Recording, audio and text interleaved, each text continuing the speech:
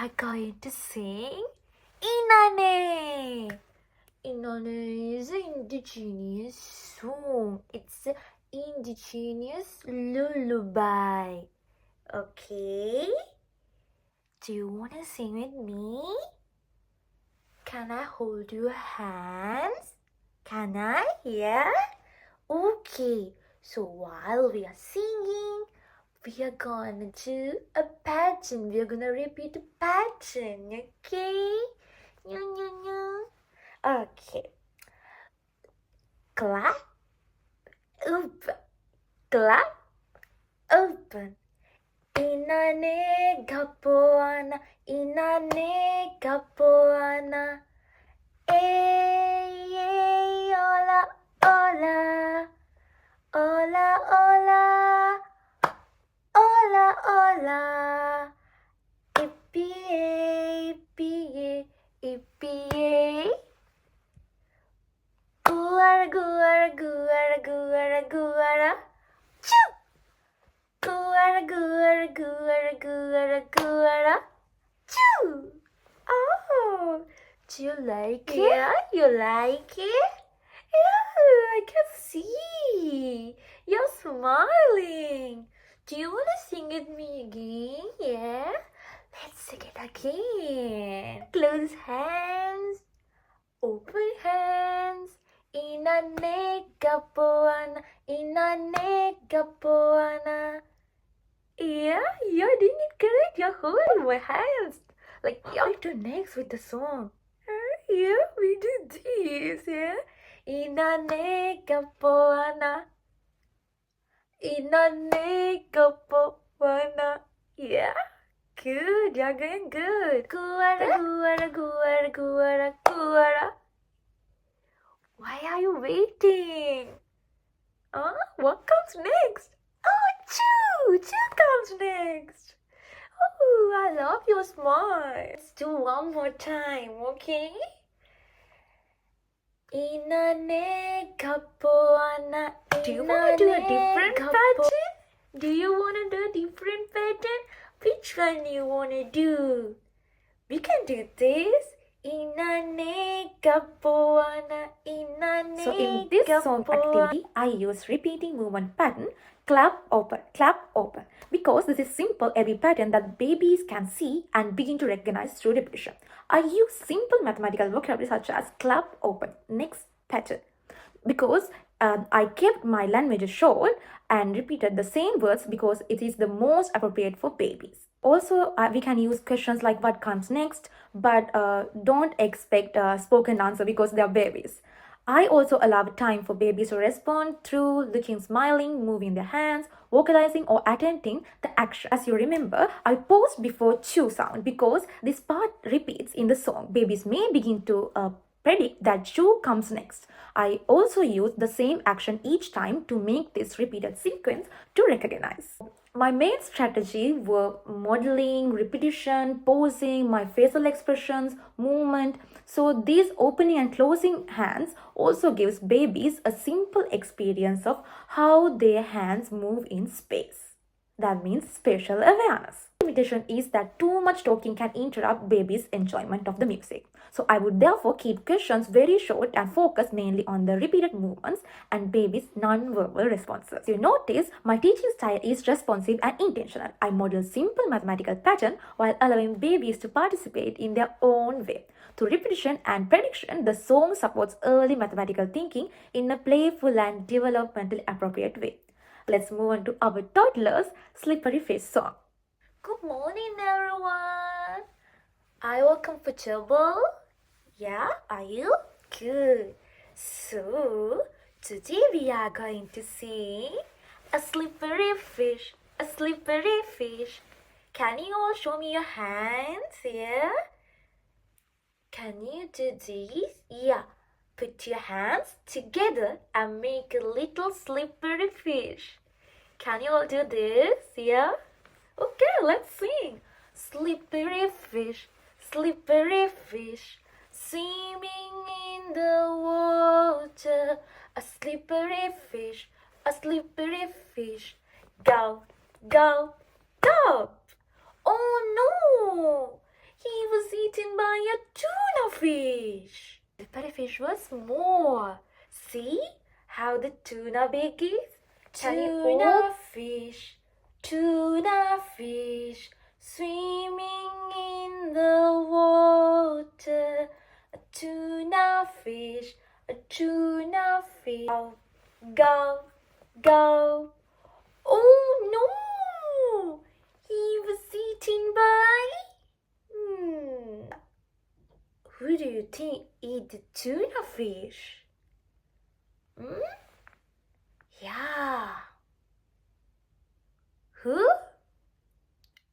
A fish? Yep, maybe. A cat? Yeah, maybe. Our tuna fish was eaten by an octopus, big octopus. Tuna fish was this big. Our octopus is bigger. See? Our octopus, an octopus swimming in the water. Octopus, swimming in the water. Go, go, go. Oh no! Someone ate our octopus. Oh, who ate our octopus? Seen sharks? Yeah? Have you seen sharks? Big sharks?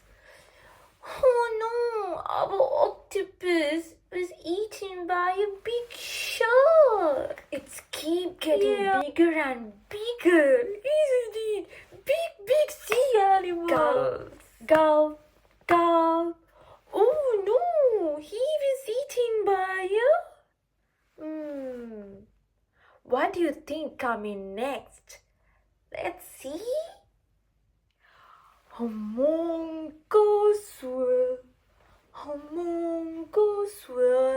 whales are huge.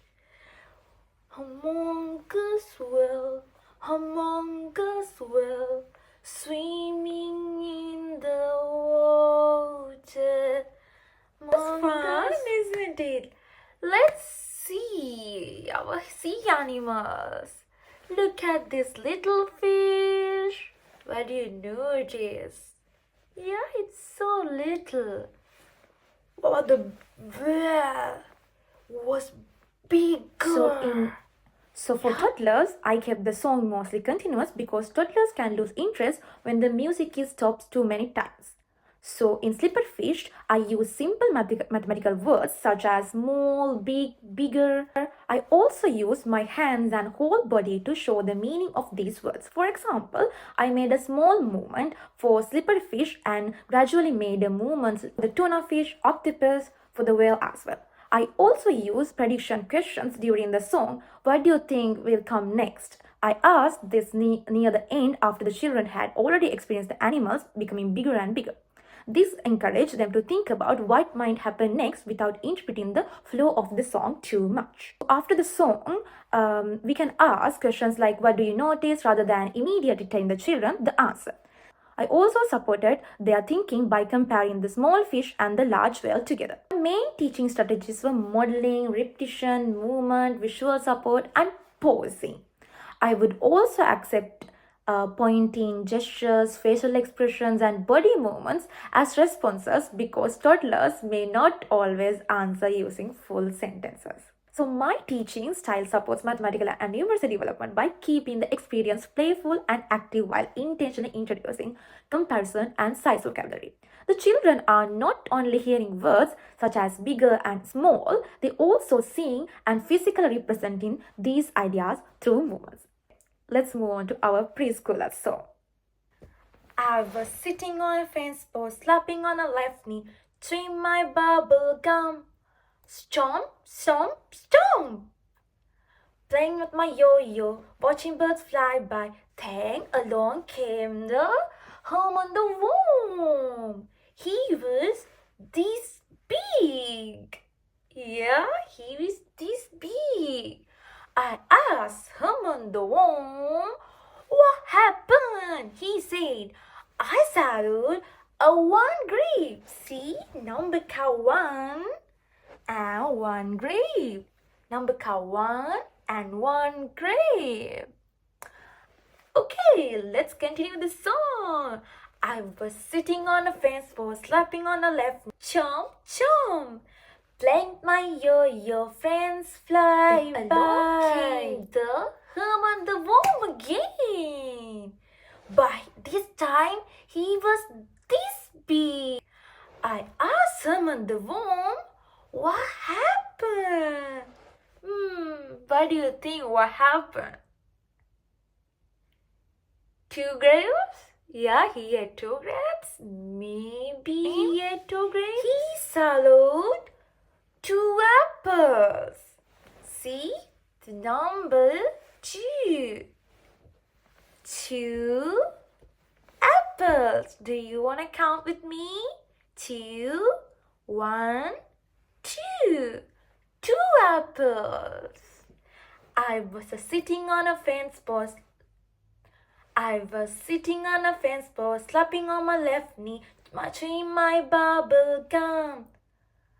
Chomp, chomp, chomp. Yeah, good. Maybe he ate 5 cantaloupes. Yeah, maybe. What do you think happened? He ate 5 cantaloupes? Maybe. Let's ask from the Haman the worm.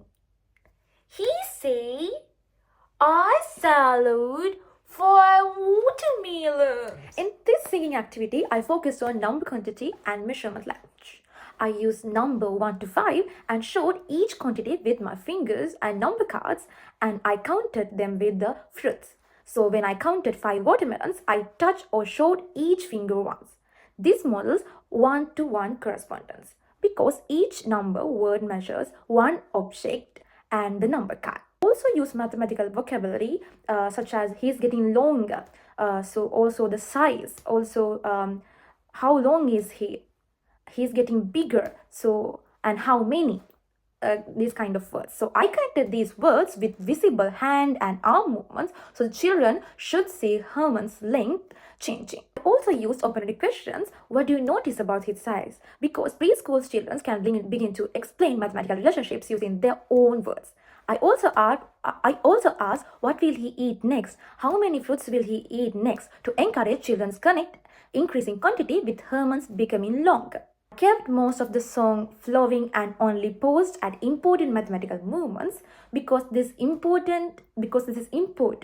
Too many questions would turn the music experience into formal maths lesson and reduce children's enjoyment and participations. My main strategies were modeling, questioning, counting, repetition, gestures, and scaffolding. If a child could not explain that Herman's was longer, I could place my hands at 2 different distances and ask which one is longer to give the visual support. One limitation is that Herman's becoming larger after eating food is imaginative rather than real measurement relationship. I would therefore use the song to introduce comparison and measurement language, not to suggest that eating a certain number of food creates exact increase in length.